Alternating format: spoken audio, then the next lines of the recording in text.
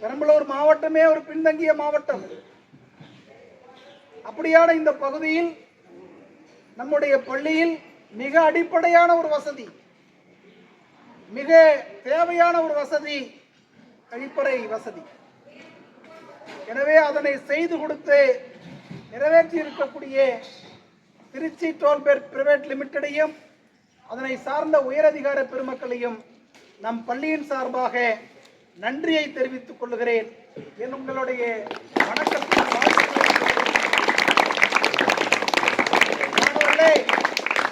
தலைமை ஆசிரியர் அறைக்கு உதவி தலைமை ஆசிரியர் பெருமக்கள் அவங்களை அழைச்சிக்கிட்டு வந்தாங்க. பிஇடி சாரும் கூட வந்தாங்க. 2 செய்தி. ஒன்று நமக்கு செஞ்சு கொடுத்துட்டாங்க.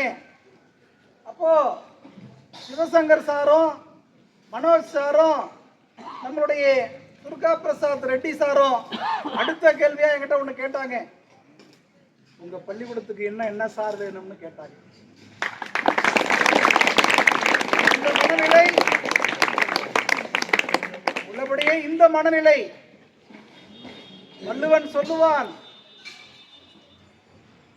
தக்கார் தகவிலார் என்பது அவரவர் எச்சத்தார் காணப்படும். நீ எந்த பொருளை விட்டு செல்கிறாயோ அந்த பொருளின் அடிப்படையில் தான் உன்னுடைய நன்மை தீமை தீர்மானிக்கப்படும் என்று சொல்வார்.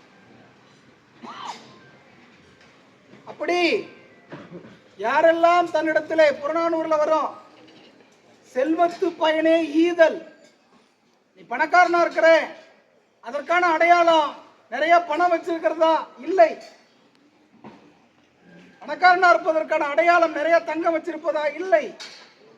புறநானூறு சொல்கிறது, என்ன பொருள் உங்களிடத்தில் இருக்கிறதோ அந்த பொருளை ஏழைகளுக்கு கொடுத்து உதவினால் நீ பணக்காரன் என்பதற்கான சான்று அதுதான் என்று சொல்லும். எனவே அவர்களிடத்திலே பொருள் இருக்கிறது. ஒரு அரசு பள்ளியை தேர்வு செய்து அதனை கொடுத்து உதவி அதன் அடிப்படையில் உயர்ந்த பண்பாளர்களாக அவர்கள் திகழ்கிறார்கள். ஏழை மக்களுக்கு யாரெல்லாம் உதவி செய்திருக்கிறார்களோ அவர்களெல்லாம் வரலாற்றில் இடம்பெற்றிருக்கிறார்கள். நம்ம ஊர்ல எப்படி ரூபாய் பணம் என்று சொல்கிறோமோ, மேலை நாடுகளில் அவர் நாட்டில் பவுன் என்று சொல்லுவார்கள். நாம நினைக்கிற பவுன்னா தங்கம் கிடையாது. 30 கோடி பவுனுக்கு சொந்தக்காரர் ராக்பெல்லர். ஏழையாக இருக்கின்ற பொழுது, இளமையாக இருக்கின்ற பொழுது காசை கண்ணால் பார்க்காதவர். உருளைக்கிழங்கை வெயிலிலே வைத்து அதை போய் வியாபாரம் செய்து காசு பார்த்தவர்.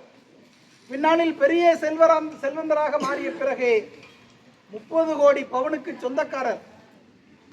அந்த 30 கோடி பவுனில் மாணவர்களே 15 கோடி பவுனை ஏழை மக்களுக்கு, இல்லாதவர்களுக்கு தானமாகவே கொடுத்து விட்டார். பாதிய 50 விழுக்காட தானமாகவே கொடுத்து விட்டார் ராக்பெல்லர். அவர் ஒரு பெண்ணை நேசிக்கிறாரு, காதல் செய்கிறாரு. காதலுடைய அம்மா இப்படி ஒரு ஊதாரி பையனா இருக்கிறான், இவனுக்கு என் பெண்ணை தரமாட்டேன்னு சொல்லி மறுத்துட்டாங்க. அதை பற்றியெல்லாம் கவலைப்படாமல் ஏழை மக்களுக்கு தொடர்ந்து உதவி செய்து கொண்டே இருந்தார் ராக்பெல்லர். ராக்பெல்லர் இறந்த பின்னாடி ஒரு நிமிடத்துக்கு அவருடைய உழைப்பு, அவருடைய மூலதனங்களால் ஒரு நிமிடத்துக்கு அவருக்கு எவ்வளவு பவுன் கிடைக்கிறது என்றால் 20 பவுன் ஒரு நிமிடத்திற்கு வருமானமாக வருகிறது என்று பொருளியல் வல்லுநர்கள் பட்டியலிடுகிறார்கள்.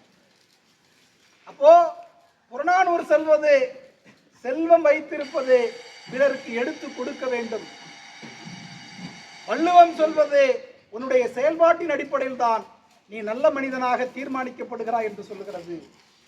ராக்பெல்லருடைய வாழ்க்கை, எங்கேயோ பிறந்த ஒருவனுடைய வாழ்க்கையை நாம் இங்கே பேசிக் கொண்டிருக்கிறோம் என்றால் என்ன காரணம்? பிறருக்கு உதவி செய்திருக்கிறார், ஏழைகளுக்கு உதவி செய்திருக்கிறார். 50 விழுக்காடு தன்னுடைய பொருளாதாரத்தை ஏழைகளுக்காக உதவி செய்திருக்கிறார். எனவே அப்படி ஒரு பெரிய மனதோடு, ஒரு பெரிய எண்ணத்தோடு ஏழை குழந்தைகள் படிக்கக்கூடிய இந்த பள்ளி, விளிம்பு நிலையில் படிக்கக்கூடிய மாணவர்கள் படிக்கக்கூடிய ஒரு பள்ளி, ஏழை மாணவர்கள் படிக்கக்கூடிய ஒரு பள்ளி. இந்த பள்ளியில் அடிப்படை வசதி எது தேவை என்கிற கேட்கக்கூடிய மனப்பான்மை, அந்த மனப்பான்மையோடு அதை செய்து தரக்கூடிய மனப்பான்மை இந்த மனப்பான்மை பெற்றிருக்கக்கூடிய நம்முடைய திருச்சி டோல்கேட் பிரைவேட் லிமிடெடை சார்ந்த நம்மளுடைய ஐயா துர்கா பிரசாத் ரெட்டி அவர்களையும், சிவசங்கர் அவர்களையும், நம்மளுடைய மனோஜ் அவர்களையும் மீண்டும் நம் பள்ளியின் சார்பாக வாழ்த்துக்களை தெரிவித்துக் கொள்கிறேன்.